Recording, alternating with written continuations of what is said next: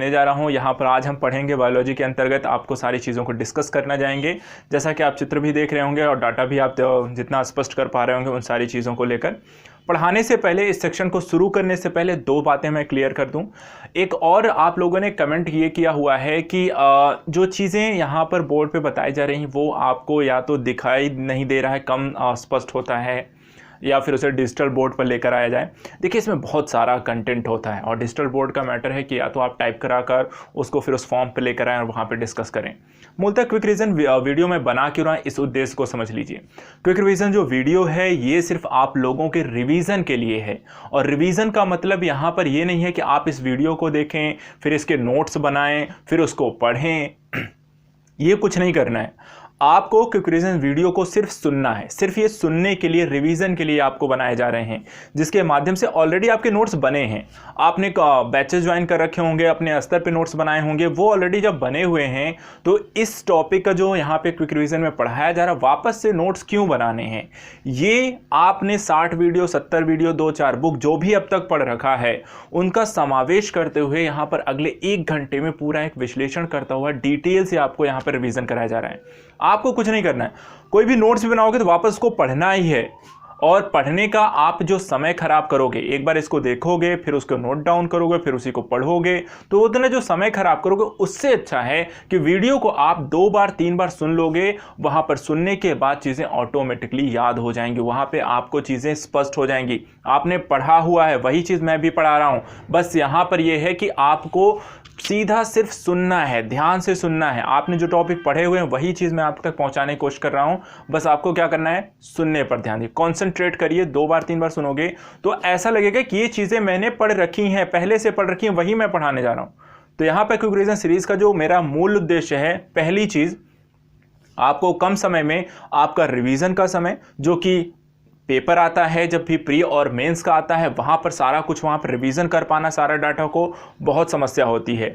ऐसी स्थिति में यहां पर ये वीडियो आपको उन समय में रिवीजन करने के दृष्टिकोण से बहुत ज़रूरी हो रहा है, बहुत महत्वपूर्ण होगा, बहुत लाभदायक होगा।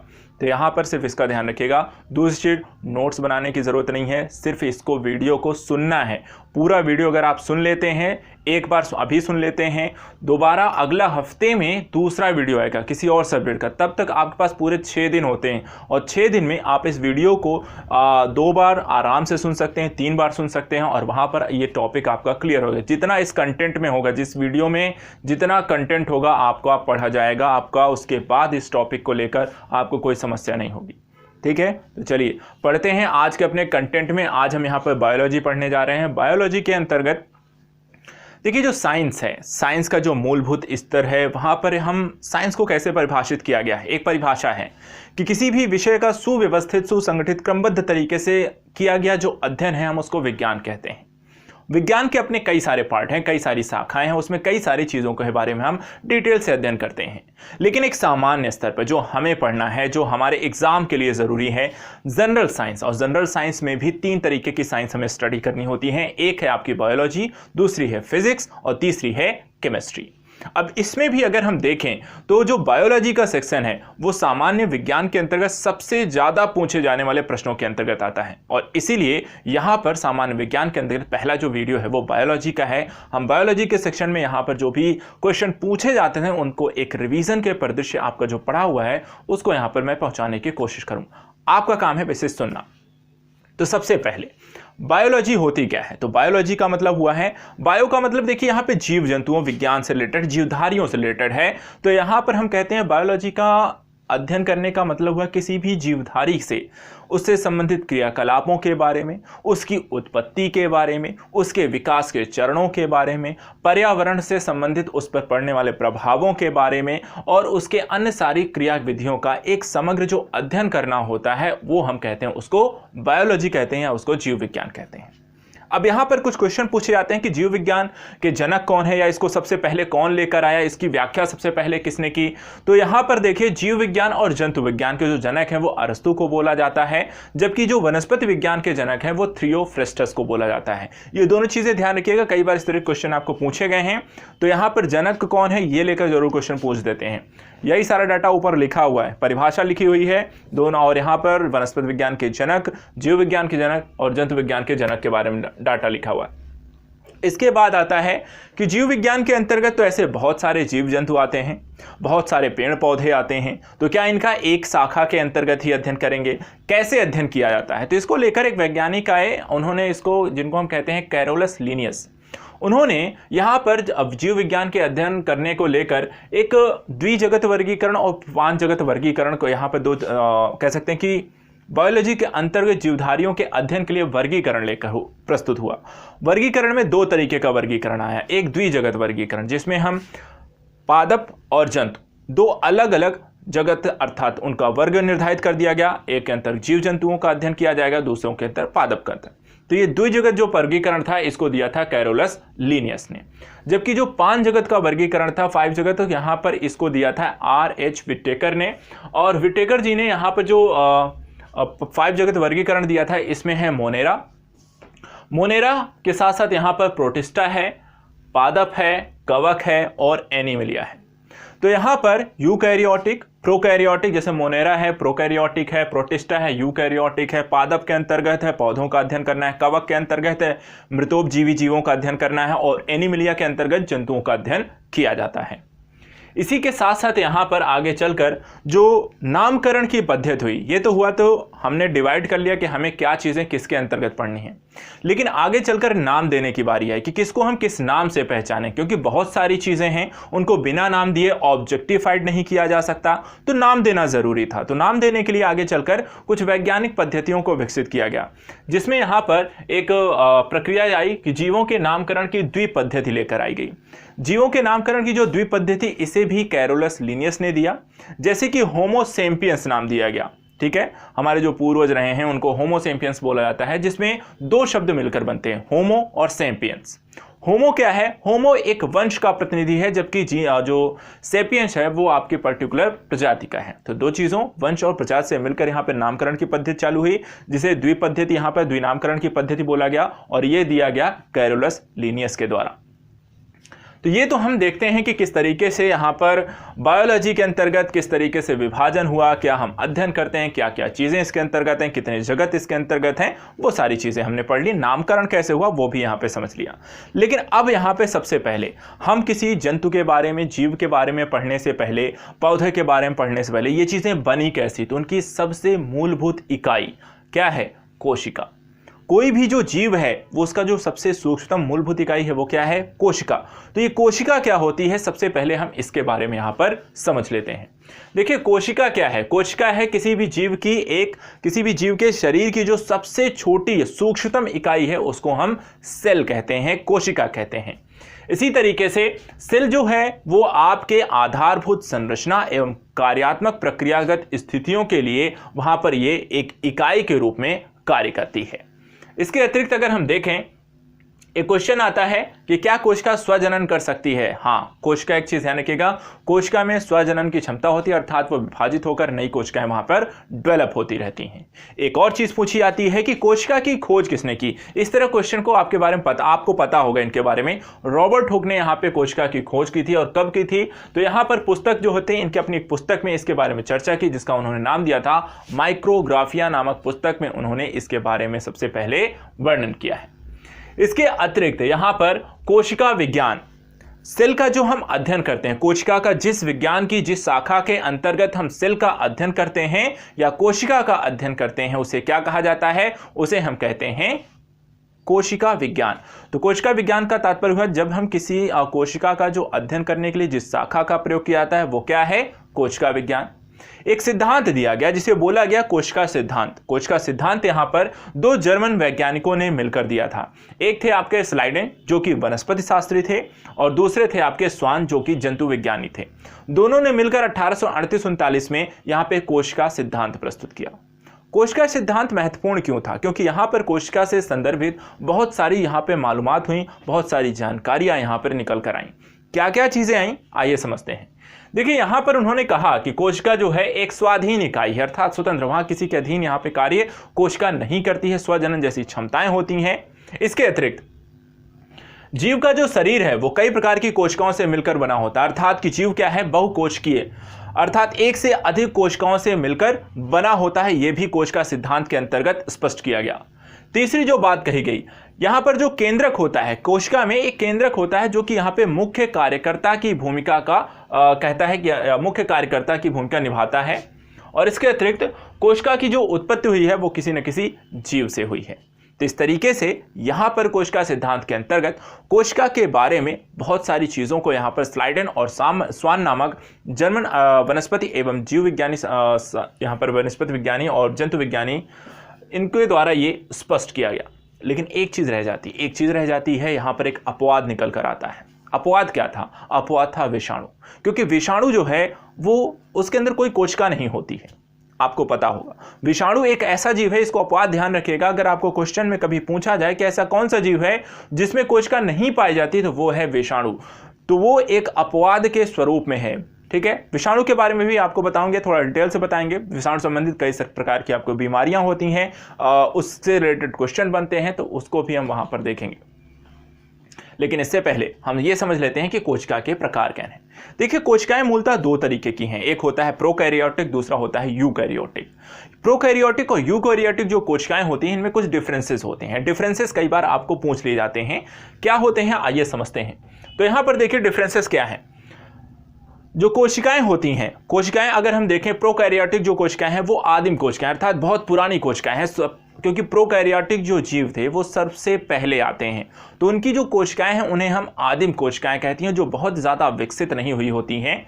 लेकिन जो आपकी यूकैरियोटिक कोशिकाएं हैं वो आपके सुविकसित होती हैं, अर्थात बेहतर यहाँ पर विकसित हो चुकी हैं, बेहतर वहाँ पर उससे संबंधित जीवों में जो कहते हैं आगे चलकर हम जैसे जैसे मानव को अगर आप देखें तो पहले का जो मानव रहा, वर्तमान समय के जो मानव हैं, उनमें बहुत सारे डिफरेंसेस आ गए हैं। तो ये क्या है, मानव के जैसे विकसित स्वरूप को आप देखते हैं, वो एक कारक है कि आपकी जो कोशिकाएं हैं वो धीरे धीरे और भी ज़्यादा डेवलप हुई हैं। इसके अतिरिक्त केंद्रक की बात करते हैं तो जो आपकी प्रोकैरियोटिक कोशिकाएं होती हैं उनमें आपके अविकसित केंद्रक होते हैं, अर्थात केंद्रक का विकास उसमें अच्छे से नहीं हुआ होता है। जबकि इसके उलट अगर हम बात करें, यूकैरियोटिक कोशिकाएं, ये पूर्णतः इसमें एक विकसित केंद्रक पाए जाते हैं। तो पूर्णतः विकसित केंद्रक आपके यूकैरियोटिक कोशिकाएं में पाए जाएं। कोशिकांगों की बात करते हैं, कोशिकांग अर्थात जैसे कि राइबोसोम हो गए, माइटोकॉन्ड्रिया हो गए, लाइसोसोम जैसे चीज़ हो गए, रिक्तिकाएं हो गई। तो ये जो कोशिकांग होते हैं ये कैसे हैं, किस में पाए जाते हैं? तो जो कोशिकांग हैं, जो कोशिका का प्रोकैरियोटिक सेल्स हैं, वहाँ पर कोशिकांग झिल्ली नुमा नहीं होते हैं, जबकि आपकी यूकैरियोटिक कोशिकाएं में ये झिल्ली युक्त होते हैं, अर्थात वहाँ पर प्लाज्मा वहाँ पर उनके आसपास होती है, तो झिल्ली युक्त कोशिकांग पाए जाते हैं। इसके बाद सेल होता है वो डिवाइड होता है, फिर एक सेल से दो से चार से आठ से 16 ऐसे यहाँ पे सेल डिवाइड होता है। तो यहाँ पे जो डिवाइडेशन की प्रक्रिया है, क्या इससे इतर किस तरीके का डिवाइडेशन होता है? क्योंकि जो कोशिका का विभाजन होता है वो कई तरीके से होता है। तो यहाँ पर यूकैरियोटिक और प्रोकैरियोटिक दोनों में अलग अलग तरीके के कोशिका विभाजन देखने को मिलता है। जैसे कि अगर हम देखें,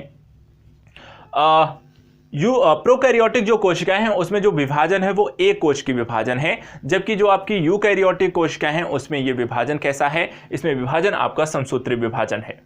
श्वसन तंत्र की बात करते हैं, क्योंकि बिना श्वसन के किस तरीके से आपकी चीजें डेवलप हुई होंगी, तो यहाँ पर श्वसन तंत्र भी है। श्वसन तंत्र की बात करते हैं तो प्लाज्मा झिल्ली में यहाँ पर होता है प्रोकैरियोटिक में, जबकि यूकैरियोटिक में माइटोकॉन्ड्रिया में ये अवस्थित होता है। हरित लवक यहाँ पर अनुपस्थित है प्रोकैरियोटिक में, जबकि यूकैरियोटिक कोशिका में ये हरित लवक उपस्थित होते हैं। इसके अतिरिक्त राइबोसोम जो कि आपके प्रोटीन संश्लेषण का कार्य करते हैं। राइबोसोम यहाँ पर 70S प्रकार के होते हैं, दो टाइप के होते हैं, 70S और 80S। तो यहाँ पर 70S टाइप के यहाँ पर प्रोकैरियोटिक में होते हैं और यूकैरियोटिक में 80S टाइप के होते हैं। इसके अतिरिक्त कोशिका भित्ति की बात करें तो जो प्रोकैरियोटिक सेल्स हैं उसमें आपकी कोशिका भित्ति बहुत पतली होती है, महीन होती है, जबकि इससे उलट अगर हम बात करें साथ ही पतली और लंबी भी होती है। लेकिन कोशिका भित्ति अगर हम बात करें यूकैरियोटिक में तो कोशिका भित्ति मोटी परत होती है, जो ज़्यादा बेहतर है, चीज़ों के कहते हैं कि एक सुरक्षा का आवरण प्रदान करती है अन्य चीज़ों के मुकाबले। रिक्तिका की बात करते हैं तो रिक्तिका प्रोकैरियोटिक सेल्स में अनुपस्थित होते हैं, जबकि आपकी यूकैरियोटिक में ये उपस्थित हैं। और साथ ही साथ गुणसूत्र यहाँ पर अगर हम देखें तो प्रोकैरियोटिक में आपके केवल एक होता है, लेकिन यूकैरियोटिक में एक से अधिक होते हैं।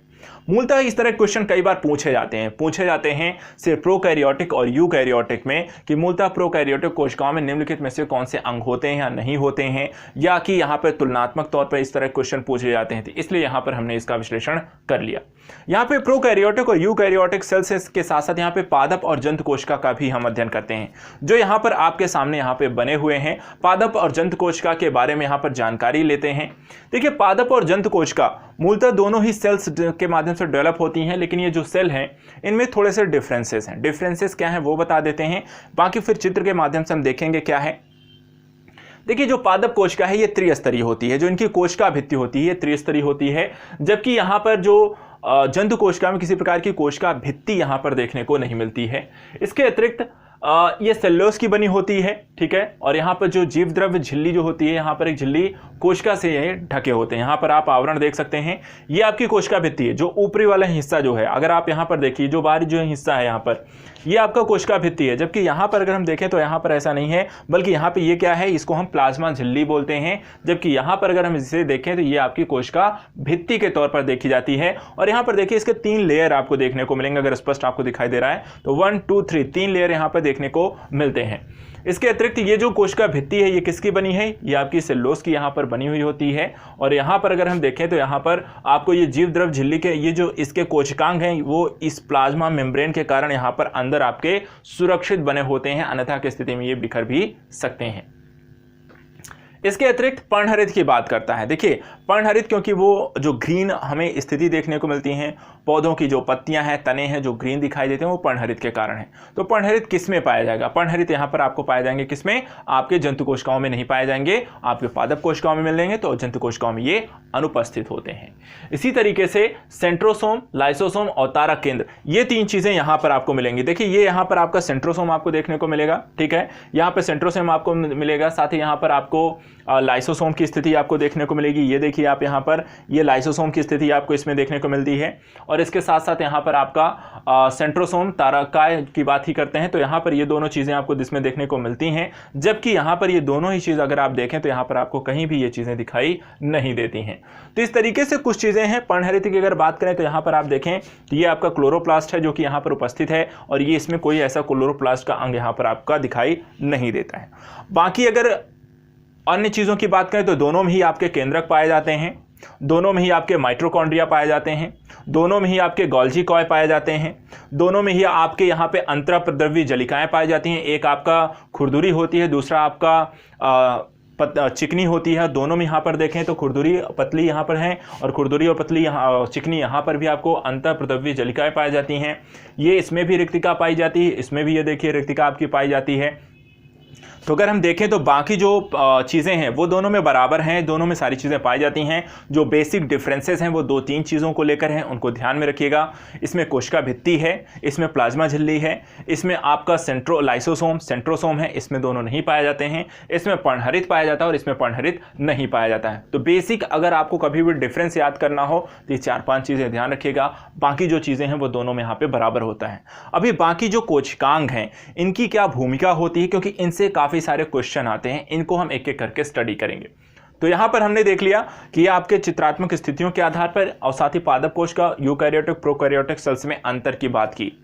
अब यहां पर चलिए बात करते हैं कि ये कोशिका की संरचना को, ये जो संरचना आप देखते हैं, दोनों ही संरचनाएं अगर आप देख रहे हैं तो इनमें जो कॉमन चीजें पाई जाती हैं और जो चीजें हैं उनके बारे में एक एक करके स्टडी करते हैं। सबसे पहले बात करते हैं कोशिका भित्ति की उपयोगिता क्या है। इससे रिलेटेड क्वेश्चन भी कई बार आते हैं। कोशिका भित्ति देखिए, पहली चीज किससे बनी होती है, ये क्वेश्चन पूछा गया है कई बार, सेल्यूलोज की बनी होती है। दूसरा, कैसी है, पारगम्य है। साथ ही इसमें कोशिका झिल्ली की सुरक्षा भी होती है। कोशिका जो झिल्ली है वो कैसी होती है, वो आपकी पतली और अर्धपारगम्य होती है। और किसकी बनी होती है, तो लिपिड और प्रोटीन की बनी होती है। ठीक है, ये जो कोशिका आपकी झिल्ली है, ये जो प्लाज्मा झिल्ली की बात करते हैं यहाँ पर, ये किसकी बनी है, ये आपकी प्रोटीन और प्लाज्मा की बनती है। ये कई बार आपकी लिपिड और प्रोटीन की बनी है और इनको लेकर क्वेश्चन पूछे गए हैं। तो लिपिड और प्रोटीन की, प्लाज्मा झिल्ली किसकी या कोशिका झिल्ली किसकी बनी है, लिपिड और प्रोटीन की बनी है। काम क्या करते हैं, यहां जो आपकी जो कोशिका झिल्ली है ये पदार्थों के जो आवागमन की स्थितियां हैं, कौन सा यहां पर कोशिका के अंदर प्रवेश करेगा, कौन बाहर जाएगा, इसको यहां पर नियंत्रित करने का भी कार्य करती हैं। ये भी क्वेश्चन यहां पर पूछा जा चुका है। इसके अतिरिक्त कोशिका द्रव्य की बात करते हैं, जो ये यहाँ पर आपको ये बिंदी बिंदी काली नुमा यहाँ पे संरचना दोनों में दिख रही है, ये है आपका कोशिका द्रव्य। और ये क्या है, कोशिका भित्ति और केंद्रक के मध्य पाया जाता है। ये है आपका केंद्रक और इसके बाहर के यहाँ पर आप देखें तो ये आपकी प्लाज्मा झिल्ली है। ठीक इसी तरह ये आपका केंद्रक है और इसके बाहर का ये आपकी कोशिका भित्ति है। और यहाँ पर इन दोनों के बीच जो आपको ब्लैक पॉइंट यहाँ पर दिख रहे हैं पूरे दोनों ही चित्रों में, ये आपका कोशिका द्रव्य है। कोशिका द्रव्य प्लस केंद्रक, इन दोनों को मिलाकर जब हम इसको भी इसमें ऐड कर लेते हैं तो इसको बोला जाता है जीव द्रव्य। ठीक है, जब आपको केंद्रक का भी पार्ट और प्लस यहाँ पर इसका जो बाहरी आवरण है, इस दोनों को हम इसमें सम्मिलित कर लें तो इसको क्या बोलेंगे, हम इसको जीव द्रव्य बोलते हैं। इसके अतिरिक्त ये चिपचिपा पदार्थ होता है आपका, जो ये ब्लैक नुमा संरचना होती है, ये अगर हम इसको ऐड कर दिया, छूते हैं तो ये पदार्थ जो है वो चिपचिपा पदार्थ है। इसके अतिरिक्त अगर हम देखते हैं और क्या है, कई कोशिकांग यहाँ पर इसमें उपस्थित हो। अब देखिए इसके अंतर्गत ही इस दोनों ही पार्ट को अगर आप देखें, इन दोनों ही पार्ट के अंतर्गत ही सारे कोशिकांग उपस्थित हैं। इनमें माइटोकॉन्ड्रिया है, रिक्तिका है, लाइसोसोम है, इसमें क्लोरोप्लास्ट भी पाया जाता है, सेंट्रोसोम है, आपका अंतर्पदवी जलिकाएं हैं, राइबोसोम है। तो सारे आपके जो कोशिकांग हैं वो इन्हीं के अंदर पाए जाते हैं। तो आइए देखते हैं इन कोशिकांगों की भूमिका क्या है। सबसे पहले बात करते हैं यहाँ पर अंतराप्रदव्य जलिका। अंतर्पदवी जलिका अगर हम देखें तो ये वाले जो पार्ट आपको दिखाई दे रहे हैं, यहाँ पर आपको ज़्यादा स्पष्ट हो रहे होंगे, ये वाले जो पार्ट हैं ये आपके अंतर्पदवी जलिकाएं हैं और ये जो हैं आपकी जो होती हैं लाइपोप्रोटीन की बनी होती हैं। तो अंतर्पदवी जलिका किसकी बनी होती हैं, लाइसोप्रोटीन की बनती हैं, सूक्ष्म होती हैं, झिल्लीदार और नलिकाएं इसमें उपस्थित होती हैं। ये दो तरीके की होती हैं, एक चिकनी होती है, दूसरी खुरदुरी होती है। जो चिकनी अंतर्पदवी जलिका होती है इसमें राइबोसोम अनुपस्थित होता है। कई बार ये क्वेश्चन पूछा गया कि राइबोसोम निम्नलिखित में किसमें उपस्थित होता है, खुरदुरी या चिकनी। तो यहाँ पे ध्यान रखिएगा, चिकनी में राइबोसोम अनुपस्थित होता है और खुरदुरी अंतःप्रदव्य जलिका में ये उपस्थित होता है। इसके अतिरिक्त लिपिड का यहाँ पे ये स्राव के लिए यहाँ पर जो चिकनी अंतःप्रदव्य जलिका है, ये आपकी लिपिड के स्राव के लिए ये उत्तरदायी होते हैं। किसके लिए, लिपिड के स्राव के लिए उत्तरदायी होते हैं। इसके अतिरिक्त अगर हम बात करें खुरदुरी अंतःप्रदव्य जलिका में, जैसा मैंने कहा है, प्रोटीन को लेकर यहाँ पर ध्यान रखिएगा, ये आपको प्रोटीन संश्लेषण में भी सहायक हैं और राइबोसोम इनमें उपस्थित होता है। ये दोनों ही चीज़ों को ध्यान रखिएगा। कई बार क्वेश्चन पूछा गया है कि प्रोटीन के संश्लेषण में क्या क्या चीज़ें जरूरी हैं, उसमें आपको राइबोसोम, डीएनए, अंतःप्रदव्य जलिका ऐसे ऑप्शन आपको देखने को मिलते हैं। ध्यान रखिएगा, अंतःप्रदव्य जलिका भी प्रोटीन संश्लेषण के लिए वहां पर पूरी तरह से उपयोगी अर्थात वहां पर सहायक होती है, कार्य करती है। राइबोसोम के बारे में चर्चा करें तो राइबोसोम के बारे में पढ़ लेते हैं। देखिए, राइबोसोम की जो खोज है वो पैलाडे ने की थी 1955 में और इसका जो काम है प्रोटीन और आरएनए का निर्माण करना। साथ ही यहाँ पे कोशिका द्रव्य में बिखरे हुए रहते हैं, तो इनकी उपस्थिति आपको कोशिका द्रव्य में दिखाई देते हैं। यहाँ पर आप देख सकते हैं, ये हैं आपके जो राइबोसोम की उपस्थिति है, यहाँ पर देख सकते हैं, यहाँ पर देख सकते हैं, यहाँ पर देख सकते हैं। ये क्या है आपके, ये राइबोसोम्स हैं। ठीक है, ये कोशिका द्रव्य में यत्र तत्र बिखरे रहते हैं। इसके अतिरिक्त प्रोटीन संश्लेषण में ये भाग लेते हैं, जैसा कि अंतःप्रदव्य जलिका और साथ ही साथ राइबोसोम दोनों यहाँ पर भाग लेते हैं। तीसरा इसमें आता है गोल्जी काय। गोल्जी काय की ये जो भूमिका आप यहाँ पर देख रहे हैं, ये जो अंग देख रहे हैं, ये गोल्जी काय है। गोल्जी काय को अगर हम बात करें तो ये कैमियो गोल्जी नामक व्यक्ति ने यहाँ पे खोजा था और इसी कारण इसको गोल्जी काय कहते हैं।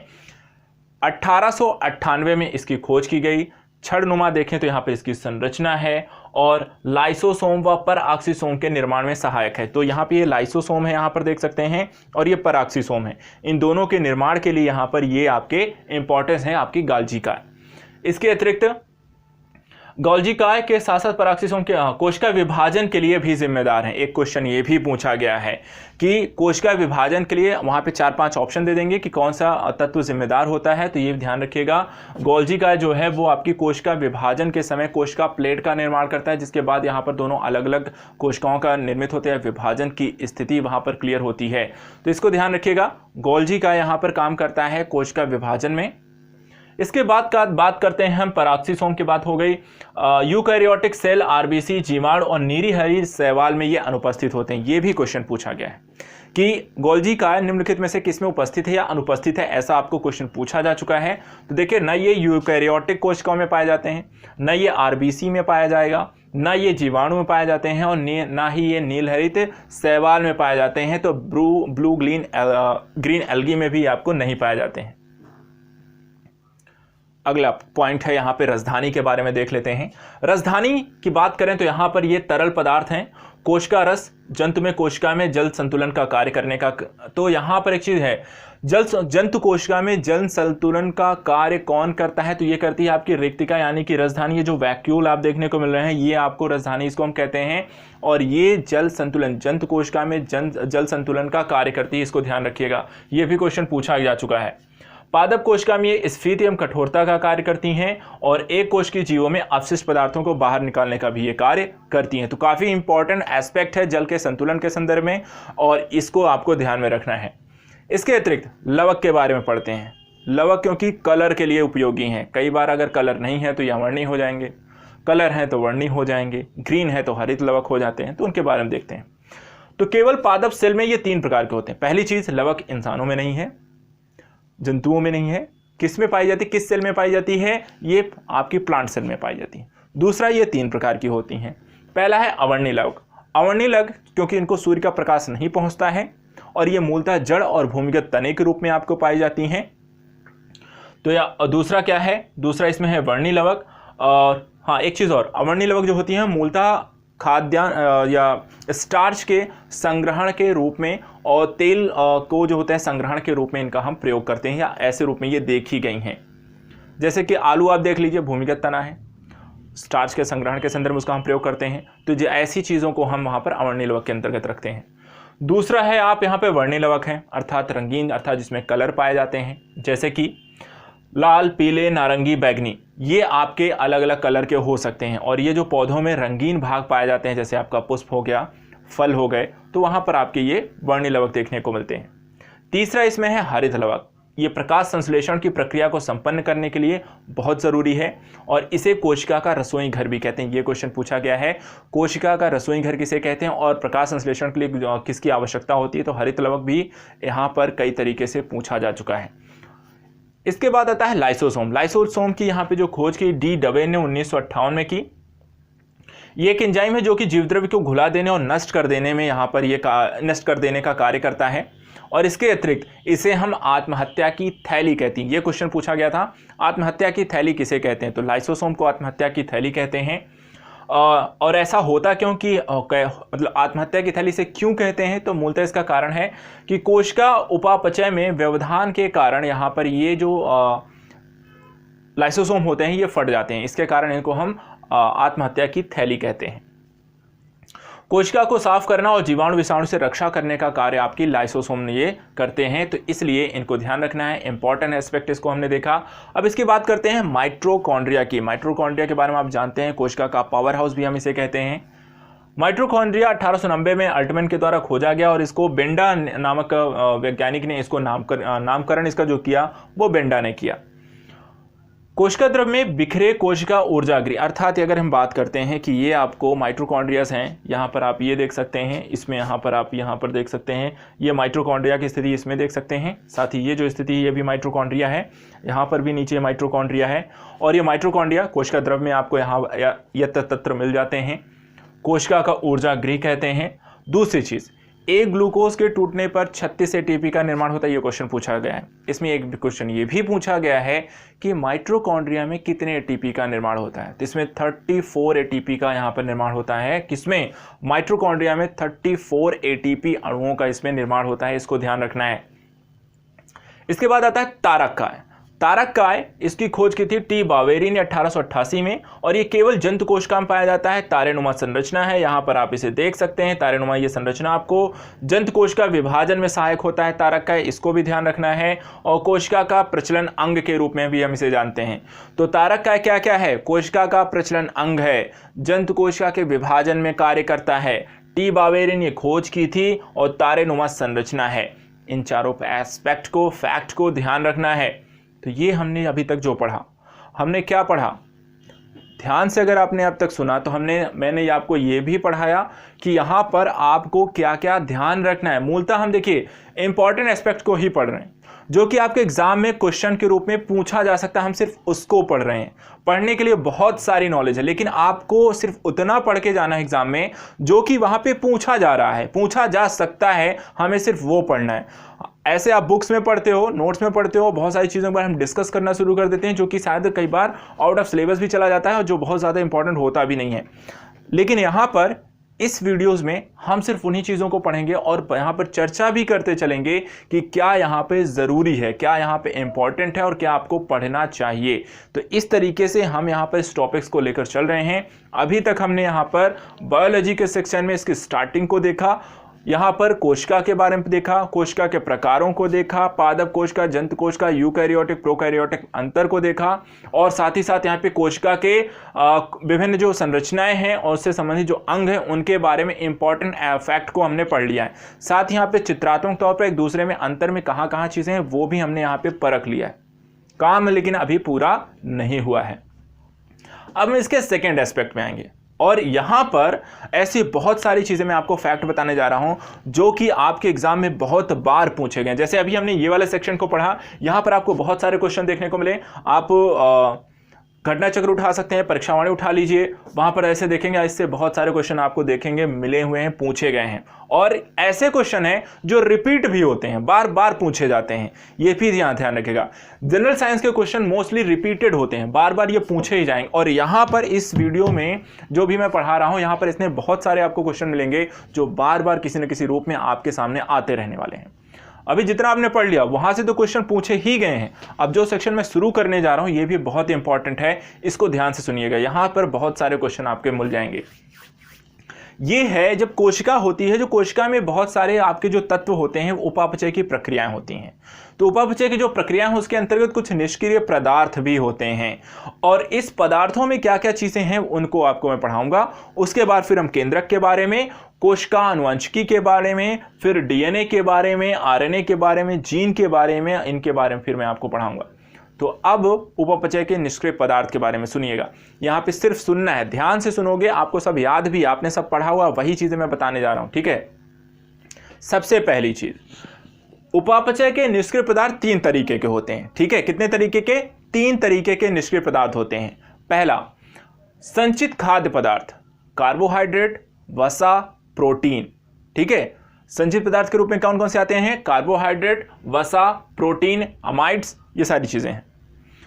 दूसरा है स्रावी पदार्थ, जो कि बहते हैं, निकलते हैं उससे, तो उनको कहते हैं हम, जैसे कि इनमें है रंग देने वाला पदार्थ, विकर अर्थात एंजाइम, मकरंद, ये सारी चीजें क्या है? स्रावी पदार्थ के अंतर्गत आते हैं। और तीसरा है उत्सर्जी पदार्थ, ठीक है। इसके अंतर्गत आता है कार्बनिक, ग्लूकोसाइड्स और एल्केलाइड्स, और अकार्बनिक जिसमें कैल्शियम कार्बोनेट जो कि पीपल और बरगद के पेड़ से पाए जाते हैं, सिलिका जो कि गेहूं और के भूसे और प्याज की पत्तियों से पाए जाते हैं, और कैल्शियम ऑक्सिलेट भी अन्य पौधों से यहां पर पाया जाता है। ये क्या है? ये आपके उत्सर्जी पदार्थ हैं और उत्सर्जी में भी ये अकार्बनिक पदार्थ हैं। अब मैं आपको कुछ बताता हूं, जैसे कि इसमें स्रावी और उत्सर्जी पदार्थों के अंतर्गत कई प्रकार के क्वेश्चन एग्जाम में पूछे गए, बहुत सारे फैक्ट पूछे गए। तो ये क्या क्या चीजें हैं इनके बारे में देखते हैं। सबसे पहले आपको रंग, जो स्रावी पदार्थ हैं उनको पढ़ते हैं। स्रावी पदार्थ में पहला क्या था? रंग देने वाले पदार्थ। तो रंग देने वाले पदार्थों की बात करते हैं तो यहां पर देखिए, जो क्लोरोफिल है वो कौन सा रंग देगा? हरा रंग। कैरोटीन किस रंग के लिए जिम्मेदार है? नारंगी। ज़ैंथोफिल किस रंग के लिए जिम्मेदार है? पीला। एंथोसाइनिन किस रंग के लिए जिम्मेदार है? नीला और बैगनी। और लैकोपिन किस कलर के लिए जिम्मेदार है? लाल। इस तरह के क्वेश्चन कई बार पूछे गए हैं। ज़ैंथोफिल के बारे में भी क्वेश्चन आया है, एंथोसाइनिन के बारे में क्वेश्चन आया है, लैकोपिन के बारे में भी आया है, और आपका कैरोटीन और क्लोरोफिल, कैरोटीन को लेकर कई बार क्वेश्चन पूछे गए हैं। ये तो हो गया रंग देने वाले पदार्थ। दूसरा है एंजाइम के बारे में समझ लीजिए। एंजाइम क्या है? पौधों में जैव उत्प्रेरक का कार्य करते हैं, अर्थात जो भी प्रक्रियाएं हो रही हैं उनमें उनको तेजी से, उनमें तीव्र, उनकी गति जो होती है उनको तीव्र करने का कार्य करते हैं। तो ये क्या है? जैव उत्प्रेरक के रूप में कार्य करते हैं। इनके बारे में बाद में पढ़ेंगे क्योंकि कई तरीके के एंजाइम होते हैं। जब हम उसको बायो के अंतर्गत, जब हम ह्यूमन और प्लांट के बारे में पढ़ेंगे तो वहां पर आपको बताएंगे। इसके अतिरिक्त उत्सर्जी पदार्थ, मकरंद। मकरंद क्या है? पुष्पों से स्रावित होता है। मकरंद किससे स्रावित होता है? पुष्पों से स्रावित होता है। और ये जो होता है, जो परागण के रूप में कार्य करते हैं। कीट पतंग जाते हैं, एक फूल से दूसरे फूल पर बैठते हैं, और जब बैठते हैं तो ये मकरंद जो होता है उनके पंखों में लिपटते हैं और वो फिर दूसरे स्थान पर उसे लेकर चले जाते हैं। इसके बाद आता है उत्सर्जी पदार्थ। देखिए, मूलतः अगर हम बात करें तो पौधों में कोई उत्सर्जी अंग नहीं होता है, इसलिए उनके जो उत्सर्जित पदार्थ होते हैं वो पेड़ों पर ही वहीं पर सूख जाते हैं, निकलते भी हैं तो सूख जाते हैं। अब ये जो पदार्थ हैं वो किस किस रूप में है और इनका क्या प्रयोग होता है, इसको लेकर कई एग्जाम में कई तरीके क्वेश्चन पूछे गए हैं। जैसे कि सबसे पहले हम यहाँ बात करते हैं कार्बनिक पदार्थ। कार्बनिक पदार्थ में एल्केलाइड्स के बारे में पढ़ते हैं। अब एल्केलाइड जो होता है वो होता क्या है, इसकी समझ लीजिए। एल्केलाइड्स नाइट्रोजन युक्त पदार्थ होते हैं। कैसे पदार्थ होते हैं, नाइट्रोजन युक्त पदार्थ होते हैं जो कि प्रोटीन के विखंडन से बनते हैं। तो एल्केलाइड्स प्रोटीन के विखंडन से बनते हैं और नाइट्रोजन युक्त पदार्थ हैं। ये पाए कहाँ जाते हैं, बीज, पत्तियों और छाल में पाए जाते हैं। बीज, पत्तियों और छाल में ये पाए जाते हैं। अब कुछ पदार्थों के नाम समझ लीजिए, जैसे कि एल्केलाइड्स में आते हैं क्यूनिन। क्यूनिन जो होता है वो सिंकोना के पौधे के जो छाल होती है उससे पाया जाता है और इसका एक बहुत ही महत्वपूर्ण इलाज के रूप में इसका प्रयोग जाता है। मलेरिया के इलाज में हम इसका प्रयोग भी करते हैं क्यूनिन का। दूसरा है रेसरपिन। रेसरपिन जो है राउल्फिया सर्पेंटाइना नामक पौधे की जड़ से प्राप्त किया जाता है और जो हाई ब्लड प्रेशर के रोगी होते हैं उनके लिए दवा के रूप में काम किया जाता है। इसको दवा के रूप में हम प्रयोग करते हैं। किसका, राउल्फिया सर्पेंटाइना का, से पाया जाने वाले रेसरपिन का। तीसरा निकोटीन है, उसके बारे में आप जानते हैं। निकोटीन जो होती है वो तंबाकू से पाई जाती है। कैफीन वो कॉफी के बीज से पाई जाती है। थीन चाय की पत्तियों से पाई जाती है। और ये तीनों ही क्या हैं, ये दर्द निवारक और उत्तेजक के रूप में इनका हम प्रयोग करते हैं। इसी तरह से मॉर्फिन है। जो मॉर्फिन है वो अफीम के कच्चे फल जो पोस्त जिसको बोलते हैं उससे यहाँ पे प्राप्त किया जाता है और इसका भी जो मूलतः प्रयोग करते हैं हम वो दर्द निवारक के रूप में इसका प्रयोग किया जाता है। तो यहाँ पर आपको एल्केलाइड्स, आपने ये सुना और आपको पता है इससे कई तरह के क्वेश्चन पूछे जा चुके हैं एग्जाम में और आपने देखे भी होंगे। अगर नहीं देखे हैं तो जाकर देखिएगा, यहाँ पर ये क्वेश्चन आपको कहीं ना कहीं किसी न किसी एग्जाम में किसी न किसी रूप में पूछे जा चुके हैं। अब बात करते हैं ग्लूकोसाइड्स की। एल्केलाइड्स देख लिया, ग्लूकोसाइड्स क्या होते हैं। ग्लूकोसाइड जो होते हैं वो कार्बोहाइड्रेट के नष्ट होने से बनते हैं। किसके नष्ट होने से, कार्बोहाइड्रेट के नष्ट होने से बनते हैं। औषधि के रूप में इनका मूलतः प्रयोग करते हैं। जैसे कि टैनिन है। टैनिन जो है वो कच्चे फलों, कोशाभित्ति और छाल से प्राप्त किया जाता है और इसका जो प्रयोग है चमड़े को सख्त करने के साथ साथ औषधि के रूप में भी हम इसका प्रयोग करते हैं। इसी तरह से लैटेक्स है। लैटेक्स जो होता है वो रबड़ के बनाने के लिए इसका प्रयोग करते हैं। रेजिन है, उसका प्रयोग हम पेंट, वार्निश, तारपेन, तेल, चमड़ा और औषधि के रूप में करते हैं। गोंद जो है वो सेलुलोज के गठन के से यहाँ पे प्राप्त होता है और साथ ही साथ इसका जो प्रयोग करते हैं वो चिपकाने, खाने और दवाइयाँ बनाने के संदर्भ में हम गोंद का प्रयोग करते हैं। तो यहाँ पर ग्लूकोसाइड्स में टैनिन, लैटेक्स, गोंद, रेजिन ये सारी चीज़ें जो होती हैं वो आपके क्या हैं, ग्लूकोसाइड्स हैं। इसके बाद आता है तीसरा, इसमें कार्बनिक अम्ल। कार्बनिक अम्लों की बात कर लेते हैं। इसको लेकर भी क्वेश्चन एग्जाम में कई बार पूछे गए हैं। जैसे कि इमली और अंगूर में कौन सा अम्ल पाया जाता है, टार्ट्रिक अम्ल। सेब में कौन सा अम्ल पाया जाता है, मैलिक अम्ल। नींबू और संतरे में कौन सा अम्ल पाया जाता है, साइट्रिक अम्ल। ठीक है। और पालक में कौन सा पाया जाता है, ऑक्सैलिक अम्ल। ठीक है। तो इसी तरह चींटी में कौन सा पाया जाता है, फार्मिक अम्ल, एसिड।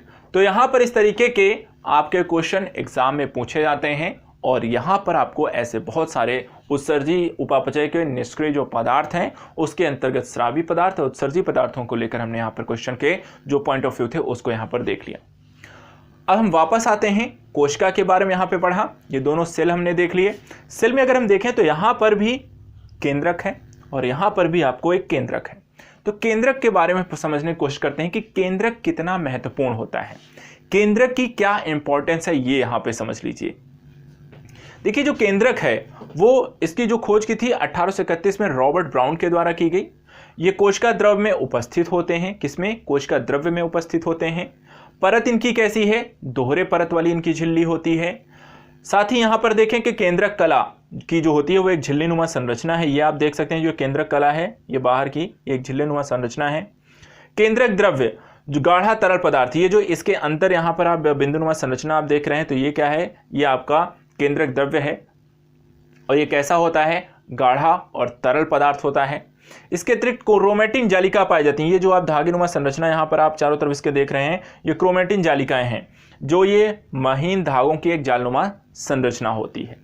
इसके अतिरिक्त कोशिका विभाजन में ये भाग लेता है और स्कैनेडर ने सबसे पहले यहाँ पे कोश केंद्रक विभाजन जैसे शब्दों का भी प्रयोग किया गया। किसके द्वारा, अगर ये कभी पूछा जाए तो ध्यान रखिएगा, नाम है स्कैनेडर के द्वारा यहाँ पर केंद्रक विभाजन शब्द का सर्वप्रथम प्रयोग किया गया। कोशिका की उपापचयी एवं रासायनिक क्रियाओं का नियंत्रण करना, कोश की आरएनए उत्पन्न करना, कोश की जनन और परिपक्वन विकास में, इन सारी चीजों में यहां पर केंद्रक सहायक होता है। तो केंद्रक का क्या क्या कार्य है, किन किन चीजों को यह संपन्न करता है, तो एक बार फिर से ध्यान रखिएगा। कोशिका की उपापचयी और रासायनिक क्रियाओं के नियंत्रण का कार्य कौन करता है, केंद्रक करता है। दूसरा, कोश की आरएनए उत्पन्न करने का काम कौन करता है, वो भी आपको करता है केंद्रक। तीसरा, कोश की जनन का कार्य कौन करता है, वो भी आपका केंद्रक करता है। परिपक्वन और विकास में भी यहां पर कोशिका के सहायक होता है आपका केंद्रक। तो ये सारा काम यहाँ पर हमने कोशिका केंद्रक के बारे में देख लिया। बाकी यहाँ पर अगर आप संरचना में देखें तो ये आपका यहाँ पर केंद्रक है, इसके अंदर आपकी केंद्रिका पाई जाती है और इसमें आपकी क्रोमैटिन जालिकाएं यहाँ पर आपको देखने को मिलती हैं। प्लस आपको यहाँ पर इसके बाहर जो बिंदुनुमा संरचना है ब्लू कलर की आप ऊपर देख सकते हैं, ये राइबोसोम है। ये बाहर जो इससे सटी हुई संरचना है ये इसकी अंतःप्रदव्य जालिकाएं पाई जाती हैं। यहाँ पर आप केंद्र के छिद्र देख सकते हैं, ये क्रोमैटिन है। ये आपका परिकेंद्रीय अवकाश की स्थिति, यहाँ पर आपको जो बीच में यहाँ पर जो डबल संरचना है इसमें बीच में खाली स्थान, इसको परिकेंद्रीय संरचना कहते हैं। इसके अलावा यहाँ पर इसका दो जो अगर लेयर देखें तो दो लेयर हैं। एक आपकी बाह्य कला है जो बाहरी वाली पार्ट है, अंदर वाली जो पार्ट है उसको हम कहते हैं अंतःकला कहते हैं। तो ये सारी जो चीज़ें हैं उससे रिलेटेड यहाँ पे जानकारी कौन सी चीज़ें यहाँ पर क्या हैं। तो ये आपको चित्रात्मक तौर पर केंद्रक के बारे में भी हमने जानकारी ले ली और तथ्यात्मक तौर पर भी हमने यहाँ पे जानकारी ले ली। अब बात करते हैं कोशिकानुवंश की अर्थात साइटोजेनेटिक्स की। साइटोजेनेटिक्स होता क्या है, तो कोशिकानुवंशिकी में दो शब्दों से मिलकर बनता है, कोशिका और अनुवांशिकी। अर्थात कोशिका के साथ साथ अनुवांशिक चीजों का सम्मिलित स्वरूप से जो अध्ययन किया जाता है उसको हम कहते हैं कोशिका अनुवांशिकी। अब यहाँ पर अगर हम देखें तो कोशिका व अनुवांशिकी के सम्मिलित स्वरूप अनुवांशिकी के अंदर हम गुणसूत्र और जीन के बारे में भी अध्ययन करते हैं। तो यहाँ पर अनुवांशिकी के बारे में पढ़ना, कोशिका के बारे में हमने आप जानकारी तो पहले ही ले ली, ठीक है।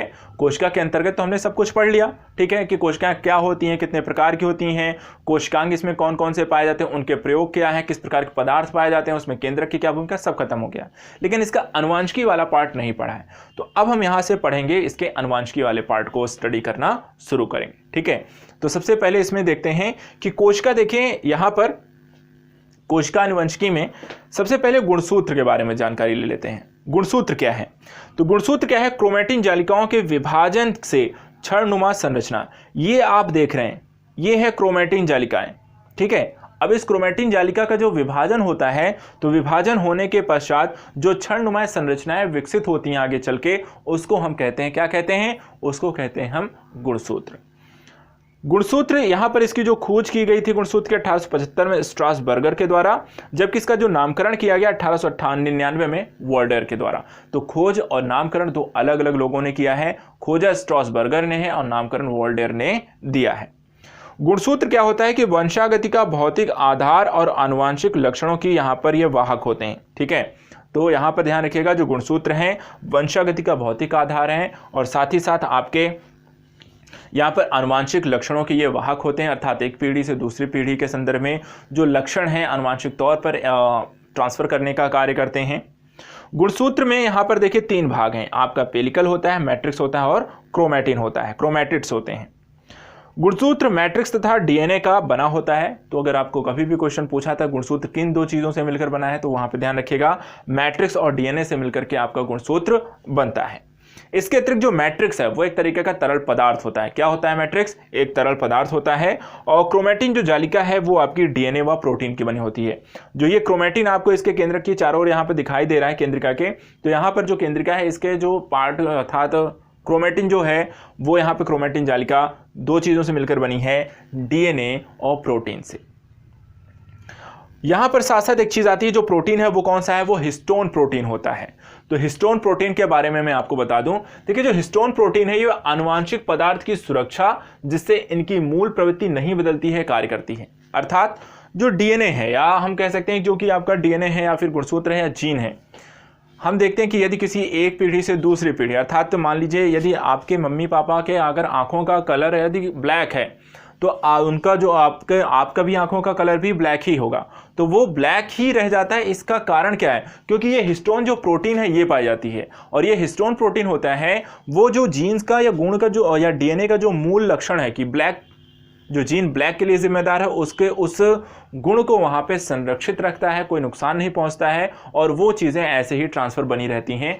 किसके कारण हो पाता है? इस हिस्टोन प्रोटीन के कारण होता है, क्योंकि हिस्टोन प्रोटीन क्या करता है? आनुवंशिक पदार्थ की सुरक्षा करता है और इसकी मूल प्रवृत्ति को बदलने नहीं देता है। इसी तरीके से कुछ जीवों में गुणसूत्रों को लेकर क्वेश्चन पूछ ले जाते हैं कि गुणसूत्रों की संख्या क्या होती है। देखिए पेयर में भी होती है और वहां पे नंबर पे भी होती है। तो यहां पर अगर हम संख्या के आधार पर, नंबर के आधार पर देखें, जैसे कि मनुष्यों की बात करें तो मनुष्य में कितने गुणसूत्र पाए जाते हैं? उनकी संख्या क्या है? 46। जोड़े में अगर आप देखोगे तो 23 हो जाएंगे। पेयर वहां पे 23 हैं लेकिन संख्या अर्थात 46 है। तो संख्या के आधार पर ही हम यहां पर देख रहे हैं। तो मनुष्य में 46 है, आलू में 48 है, टमाटर में यहाँ 24, मक्का में 20 यहाँ पर पाई जाती है। इसी तरीके से कई बार कई लोगों को लेकर वहां पे गुणसूत्रों की संख्या पूछ लेते हैं। कई बार बहुत ज्यादा होता है तो लेंदी हो जाता है, सब कुछ याद रखने की जरूरत नहीं है। कुछ इंपॉर्टेंट जिनके बारे में पूछा गया वो मैंने यहाँ पर लिख दिया है, कई बार इसको रिपीट करके भी वो पूछते हैं। इसके बाद आता है समजात गुणसूत्र क्या होता है। समजात गुणसूत्रों का मतलब यह होता है कि जो द्विगुणित गुणसूत्र होते हैं, अर्थात कि एक पीढ़ी से दूसरी पीढ़ी में जो गुणसूत्र गए उनकी संख्या वहां पे बराबर हो और वहां पे किसी प्रकार कोई परिवर्तन ना हो तो उसे हम कहते हैं समजात गुणसूत्र। इसी तरीके से युग्मक गुणसूत्रों की संख्या कई कोशिका गुणसूत्रों की संख्या के आधी अगर रह जाए तो उसको हम कहते हैं अगुणित। ठीक है, अर्थात जो पहली पीढ़ी से दूसरी पीढ़ी में गुणसूत्र अगर जाते हैं और पहली पीढ़ी में अगर 40 थे, दूसरी पीढ़ी में 20 ही रह जाते हैं तो इसको बोला जाता है अगुणित। और अगर 40 पहले वाले में भी हैं और उसके कहते हैं अगली पीढ़ी में भी 40 हैं, उसके अगली पीढ़ी में भी 40 हैं तो उसको कहते हैं हम द्विगुणित। तो इस तरीके से प्रक्रियागत स्थिति हम यहाँ पर देखते हैं। अब बात आती है न्यूक्लिक अम्लों की। न्यूक्लिक अम्ल दो तरीके के यहाँ पर देखें तो न्यूक्लिक अम्ल है जिसको हम न्यूक्लियोटाइड्स कहते हैं। न्यूक्लियोटाइड्स ये दो तरीके का होता है, एक होता है आपका न्यूक्लियोसाइड्स, दूसरा होता है फास्फोरिक अम्ल। न्यूक्लियोसाइड्स जो होते हैं वो भी यहाँ पर अगर हम देखें तो दो तरीके के हैं, एक हो शर्करा, दूसरा है नाइट्रोजनी कारक। शर्कराएं भी हैं, दो तरीके की होती हैं, एक राइबोस शर्करा होती है, एक डीराइबोस शर्करा होती है। नाइट्रोजनी जो क्षारक है इसमें आपकी प्यूरिन होती है जो एडेनिन ग्वानिन होता है, जबकि जो पिरिमिडीन होती है 3 तरीके की है, थाइमिन, साइटोसिन और यूरेसिल होती है।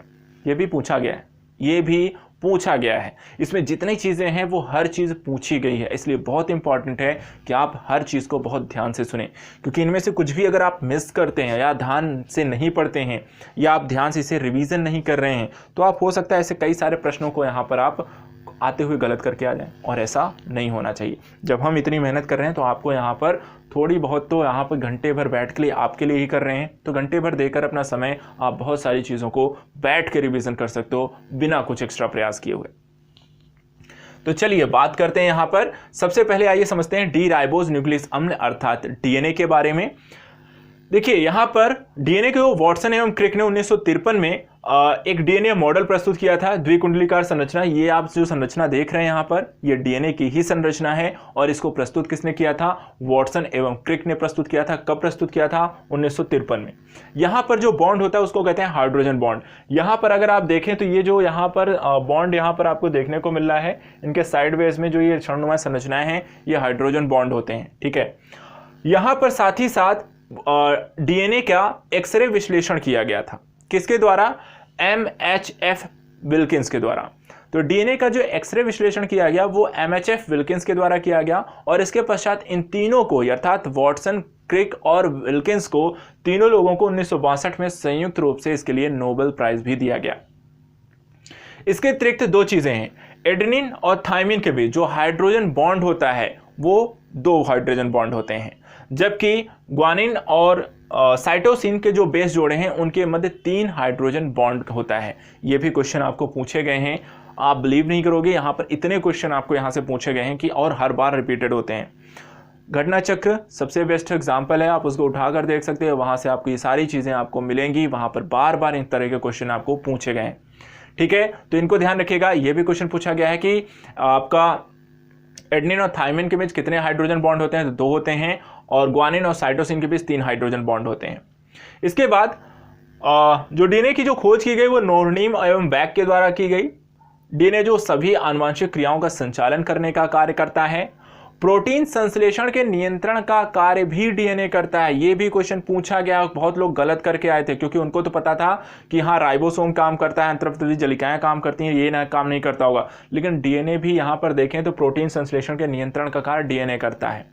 इसके अतिरिक्त डॉक्टर हरगोविंद खुराना को इसके लिए आनुवांशिक कोड के लिए यहाँ पर उनको नोबेल प्राइज दिया गया था। जो ATCT का जो संबंध बनते रहते हैं, आनुवांशिक कोड डेवलप होते हैं, उसके लिए यहाँ पे डॉक्टर हरगोविंद खुराना को इसके लिए प्राइज दिया गया था, नोबेल प्राइज दिया गया।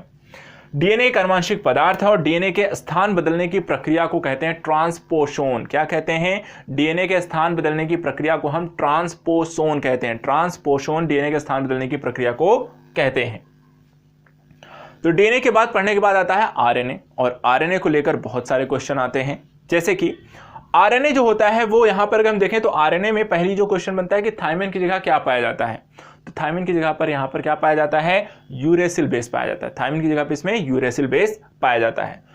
केंद्रक व कोशिका द्रव्य में उपस्थित होता है, दो जगहों पर केंद्रक और कोशिका द्रव्य में उपस्थित होंगे। मुख्य कार्य प्रोटीन का संश्लेषण करना सभी जानते हैं। पादप विषाणु में आरएनए आनुवांशिक पदार्थ के वाहक के रूप में भी काम करता है।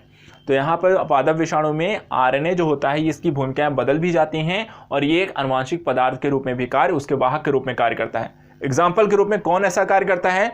तो जो टोबैको मोज़ेक वायरस TMV और जीवाणु भोजी, ये लोग क्या होते हैं? ये आपके इनमें जो होता है आरएनए जो होता है आनुवांशिक पदार्थ के वाहक के रूप में आरएनए कार्य करता है। आप ये भी जानते होंगे आरएनए के 3 प्रकार होते हैं, है ना? आरएनए के कितने प्रकार होते हैं? 3 प्रकार होते हैं। पहला है rRNA, ये मोस्टली 50 से 70% भाग जो होता है rRNA का ही होता है और ये स्थिर प्रकृति के होते हैं और इनका काम जो होता है प्रोटीन संश्लेषण में सहायता करना और राइबोसोम में ये उपस्थित होते हैं।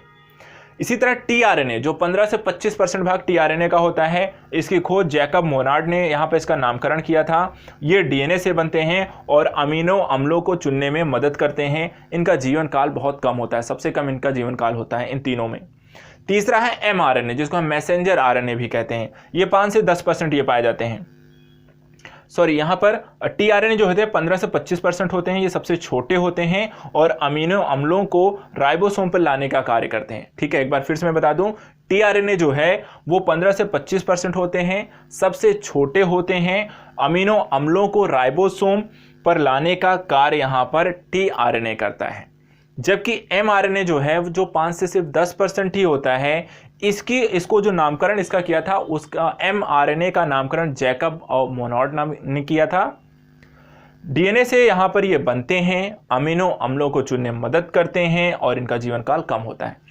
तो यहाँ पर एक क्वेश्चन ये भी बन सकता है कि आपको अमीनो अम्लों को चुनने में कौन सा आरएनए सहायता करता है, तो वो कौन सा है?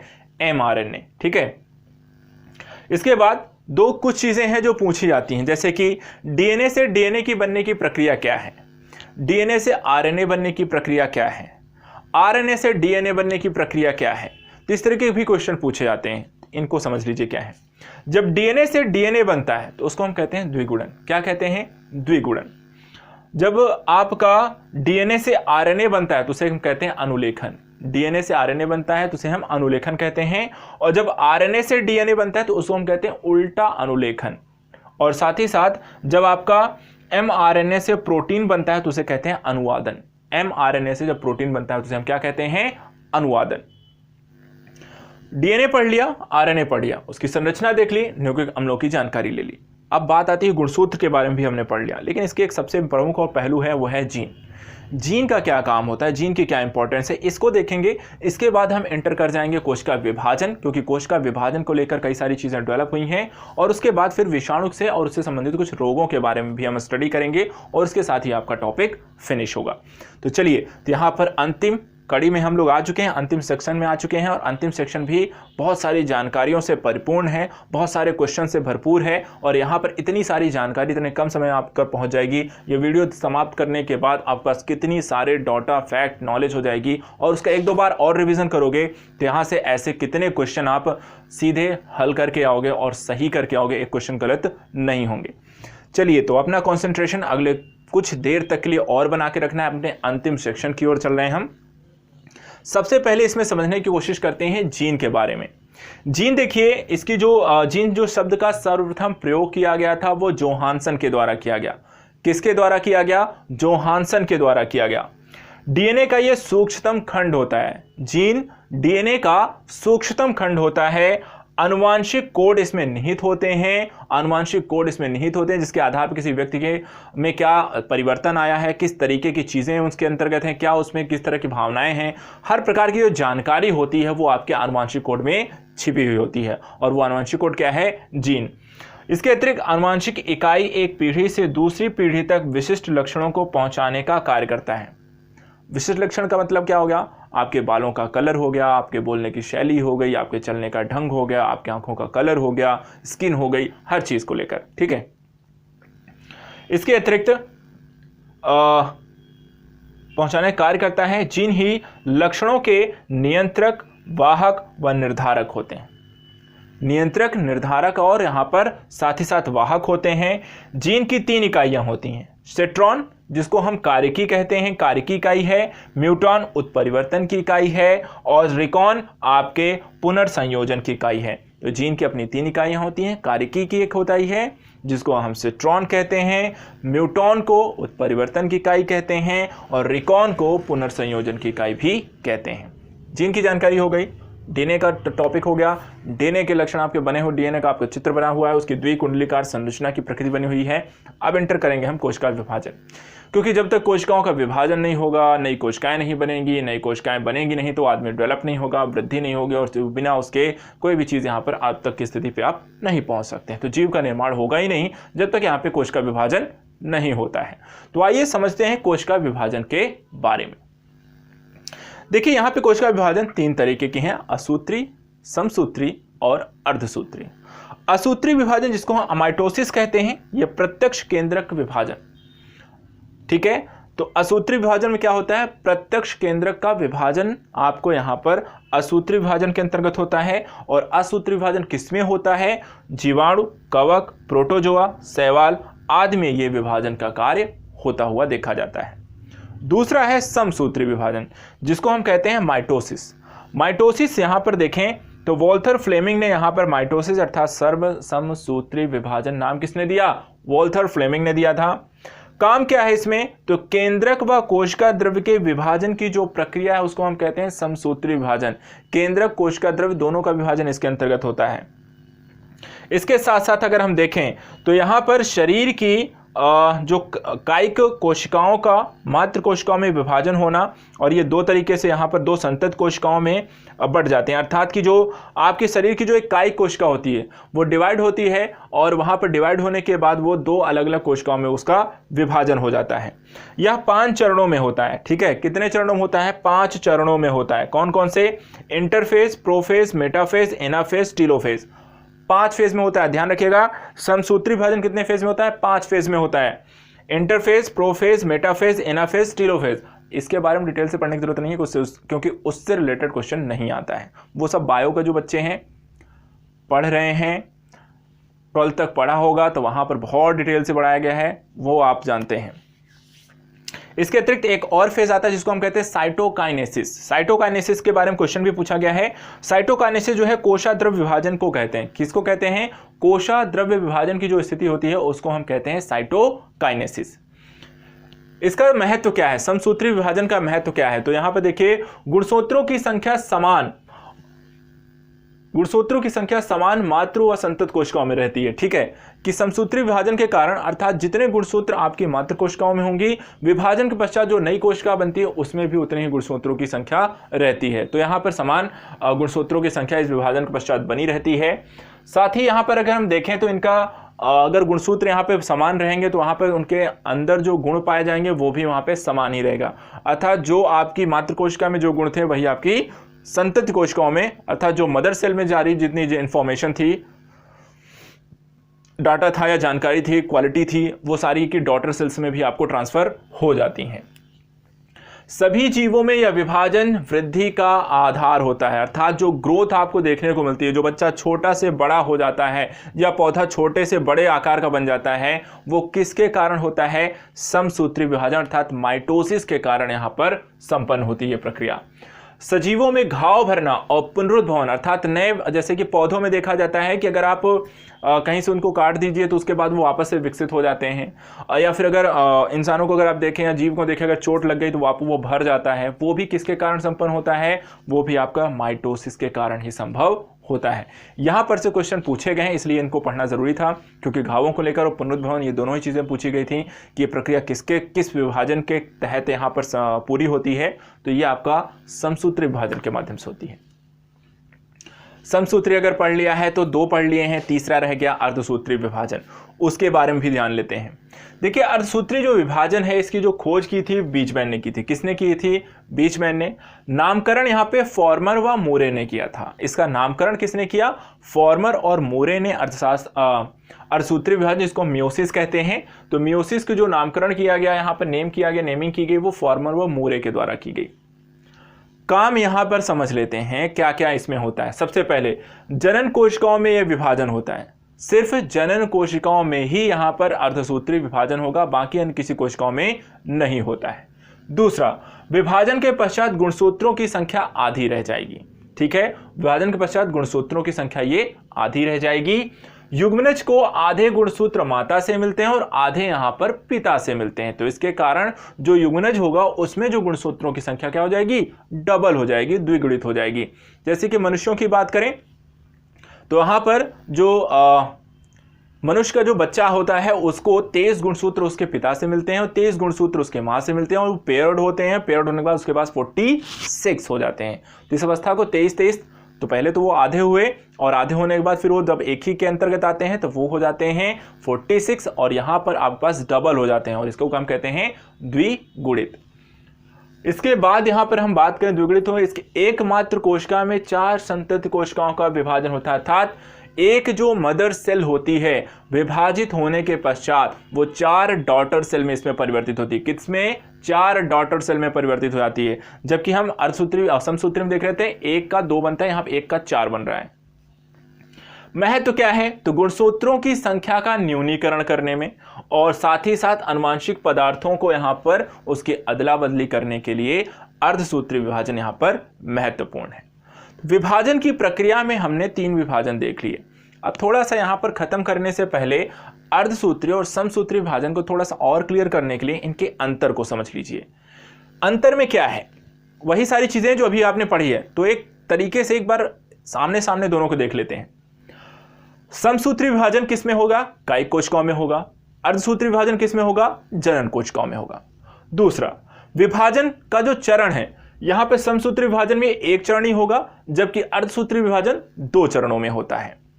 तीसरा, गुणसूत्र के इसमें जोड़े नहीं बनते हैं। समसूत्री विभाजन में गुणसूत्र के जोड़े नहीं बनते हैं, जबकि अर्धसूत्री विभाजन में गुणसूत्र के जोड़े बनते हैं। माता से मिला, पिता से मिला, जोड़े बन गए।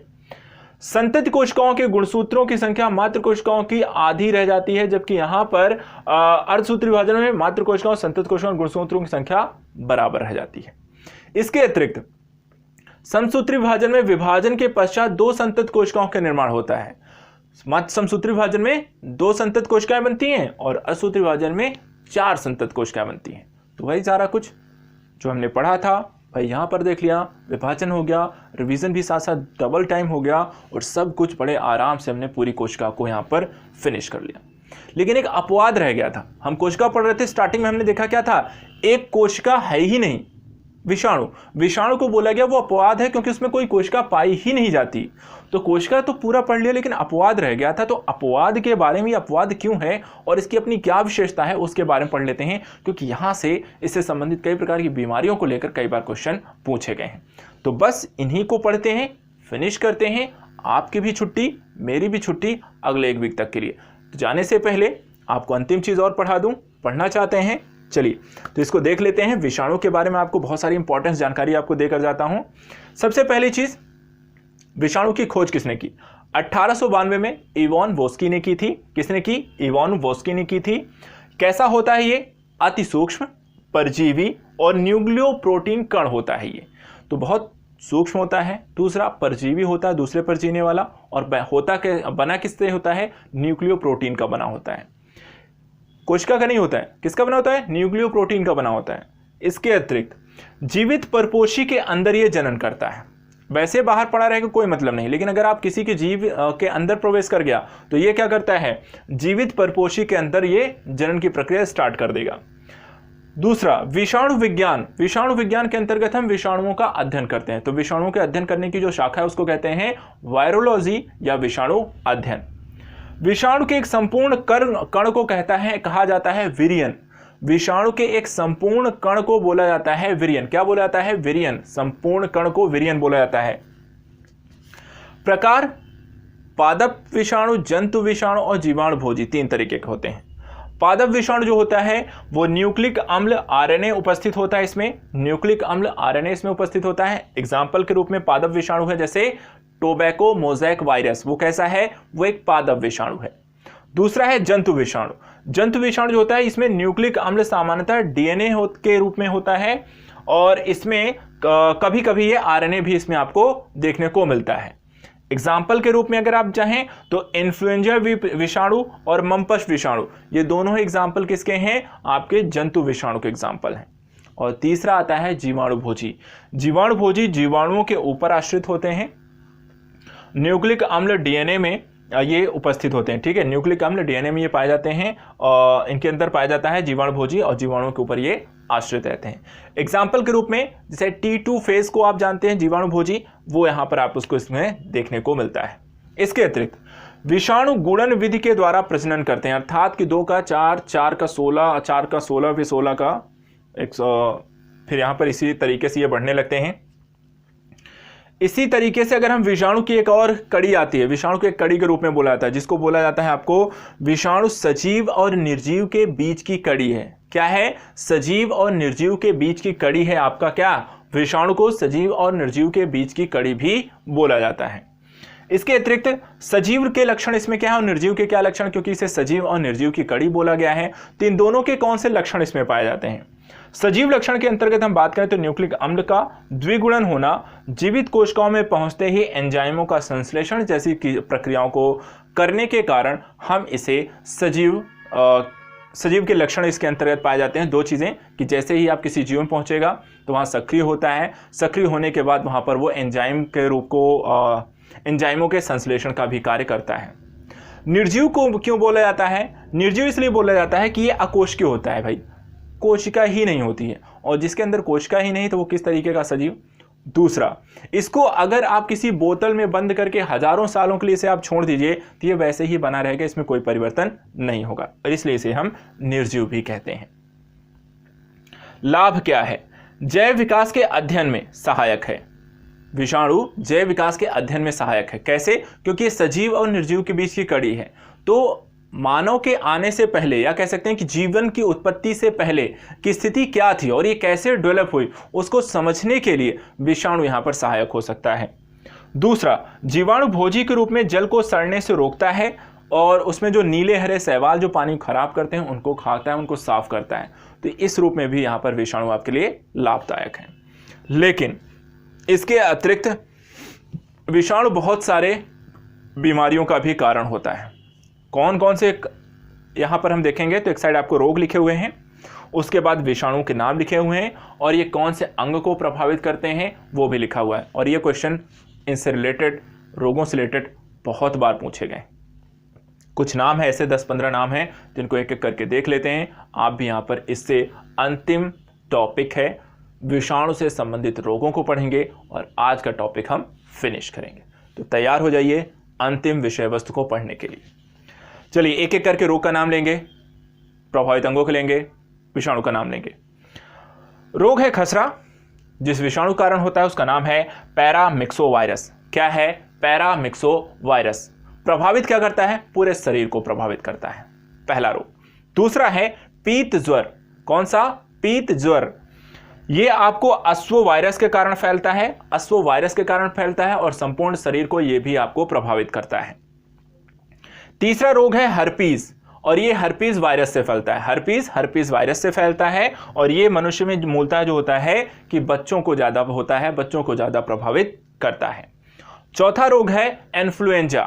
इन्फ्लुएंजा जो होता है आर्थोमिक्सो वायरस के कारण होता है। किसके कारण, आर्थोमिक्सो वायरस के कारण फैलता है और ये आपके श्वसन तंत्र को यहां पर प्रभावित करता है, श्वसन तंत्र को यहां पर आपको प्रभावित करता है इन्फ्लुएंजा रोग में। चौथा है एड्स रोग, HIV वायरस के कारण फैलता है। एड्स रोग HIV वायरस के कारण फैलता है और यह प्रतिरक्षा प्रणाली को कमजोर करता है। किसको कमजोर करता है? प्रतिरक्षा प्रणाली, ह्यूमन की प्रतिरक्षा प्रणाली को कमजोर करता है।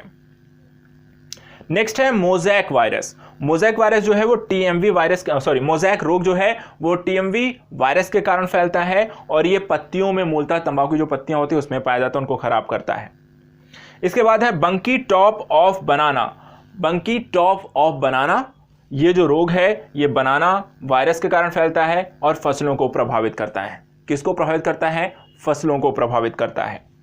आलू का मोज़ैक रोग मोज़ैक वायरस के कारण फैलता है और उसके पूरी जो आलू की पत्तियां होती हैं उनको ये खराब करता है। इसके अतिरिक्त चेचक जो होता है वो वेरियोला माइनर वायरस के कारण फैलता है, जो संपूर्ण शरीर को प्रभावित करता है। चेचक वेरियोला माइनर वायरस के कारण फैलता है और संपूर्ण शरीर को प्रभावित करता है। इसके अतिरिक्त पोलियो है, पोलियो वायरस के कारण फैलता है। इसके 3 अलग अलग टाइप्स होते हैं और ये आपका अपंगता के लिए वहां पर मूलतः अगर हम देखें तो लोगों को वहां पर पोलियो के हड्डियों को कमजोर करता है, उन सारी चीजों को प्रभावित करता है। इसके अतिरिक्त आता है रेबीज। रेबीज जो है वो न्यूरोट्रोपिक लाइसियर्स वायरस के कारण यहां पर फैलता है और ये केंद्रीय तंत्रिका तंत्र को यहां पर प्रभावित करता है। रेबीज न्यूरोट्रोपिक लाइसियर्स वायरस के कारण यहां पर फैलता है और ये केंद्रीय तंत्रिका तंत्र को आपको प्रभावित करता है। इसके बाद आता है मम्पस। मम्पस जो है वो आपको, इसको गलसुआ भी कहते हैं, ये आपको मम्पस वायरस कारण फैलता है और ये आपकी पैरोटिक ग्रंथि को यहां पर प्रभावित करता है। कौन सी पैरोटिक ग्रंथि को यहां पर प्रभावित करता है? और एडलास इंसेफेलाइटिस जो फ्लेवी वायरस के कारण फैलता है और आपके मस्तिष्क को प्रभावित करता है। तो यहां पर लास्ट का है इंसेफेलाइटिस जो फ्लेवी वायरस कारण फैलता है और मस्तिष्क को यहां पर उसको प्रभावित करता है, उसकी क्षमता को यहां पर प्रभावित करता है। तो इस तरीके से मैंने यहां पर आपको कोशिका के बारे में, बायोलॉजी के इस वीडियो में हमने कोशिका को पूरा पढ़ा, उसकी स्टार्टिंग से पढ़ा, वर्गीकरण देखा, कोशिका के बारे में पूरी जानकारी आपको दी, कोशिका के प्रकारों को आपको समझाया। इसके साथ कोशिका के अंगों के बारे में हमने जानकारी ली, जो इंपॉर्टेंट क्वेश्चन जो बनते हैं वहाँ पर भी आपको बताता चला गया। उपापचय के निष्क्रिय पदार्थ, उससे होने वाले क्वेश्चंस को भी हमने डिस्कस किया। केंद्रक के बारे में पढ़ाया, कोशिका आनुवंशिकी के बारे में पढ़ाया, गुणसूत्र के बारे में हमने पढ़ा, न्यूक्लिक अम्ल हो गए, DNA, RNA, जीन, गुणसूत्र। उसके बाद फिर हम आ गए कोशिका विभाजन, जिसमें हमने अमाइटोसिस, माइटोसिस और मियोसिस के बारे में पढ़ा। उसके बाद अंतर को देखा, विषाणु के बारे में जानकारी ली और विषाणु से होने वाले रोगों को पढ़ा। कितनी सारे डाटा, कितना सारा नॉलेज आपको 1 घंटे में यहाँ पे सब कुछ मिल गया है। अब आप अगर यहाँ पर इसको पूरी वीडियो को देख चुके हैं तो आपको पता है कि आपको यहाँ पर क्या मिल गया है। और अगर कहीं कोई समस्या रह गई, अभी भी कोई चीज़ क्लियर नहीं हुई, तो कुछ नहीं करना है, कुछ और पढ़ना नहीं है, कुछ और देखना नहीं है, बस इसी वीडियो को एक बार और देख लेना है, सारी चीज़ें आपको क्लियर हो जाएंगी। तो आज के लिए यहाँ पर इतना ही रखते हैं। नेक्स्ट वीडियो में आपके जो अन्य जो डिमांड रही हैं और जो सब्जेक्ट की डिमांड रही हैं उनको पूरी करने की कोशिश करूँगा। नेक्स्ट वीक मिलेंगे, एक और वीडियो को लेकर आएंगे। तब तक यहाँ पर इस वीडियो को देखिए, एंजॉय करिए, लोगों को शेयर करिए। जो भी यहाँ पर एग्जाम देने जा रहे हैं उनके लिए बहुत ज़रूरी है कि वहाँ पर उनको चीज़ें जल्दी से जल्दी रिविज़न करने का उनको मौका मिले। तो आप सभी इसको देखते रहिए, सब्सक्राइब करिए चैनल को, शेयर करें ज़्यादा से ज़्यादा वीडियो को लोगों को। Thank you so much.